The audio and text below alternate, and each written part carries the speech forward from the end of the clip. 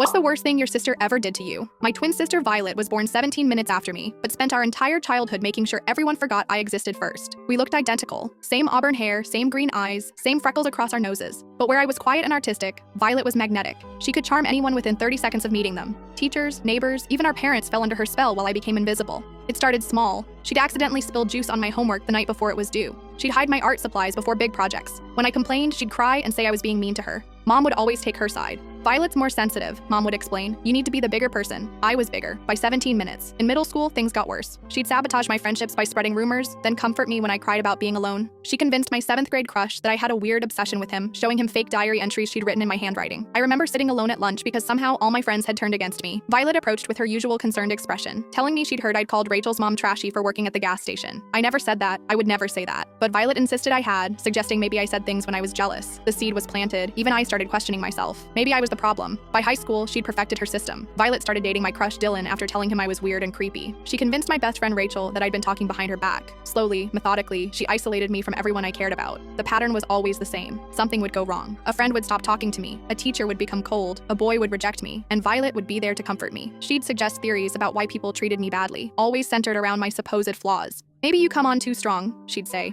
Maybe you should try being more like me. I started changing myself, trying to be more like Violet. Less passionate about art, more agreeable. But nothing worked. If anything, people seemed to like me less. But I dealt with it because she was my sister. Family was supposed to stick together, right? The real betrayal came during our senior year. I'd been working on my portfolio for art school. Hundreds of hours of paintings and sketches representing 4 years of my life. My art teacher called it the strongest portfolio she'd seen in 20 years. You have something special, she'd told me. These pieces tell a story. I'd been accepted early admission to 3 prestigious art schools. My future was finally taking shape. The application deadline for my top choice was in 2 days when I woke up to find my entire portfolio destroyed. Paint smeared across canvases, drawings torn to shreds, my acceptance letter rough draft covered in coffee stains. Water damage had warped the wooden frames I'd built by hand. 4 years of work reduced to garbage. Violet stood in the doorway, fake tears streaming down her face. I'm so sorry, she sobbed. I had a nightmare and knocked everything over. She was lying. The destruction was too thorough, too deliberate. Paint had been mixed with dish soap to make restoration impossible. Drawings torn along fold lines to destroy composition. Water poured strategically to warp frames beyond repair. But once again, our parents believed her. Accidents happen, Dad said. You can reapply next year. Mom hugged Violet while I surveyed the wreckage of my dreams. Poor thing, you must have been having terrible nightmares. Violet pressed her face into Mom's shoulder, but I caught her looking at me. For just a moment, her expression wasn't grief-stricken. It was triumphant. Violet got into State University that fall.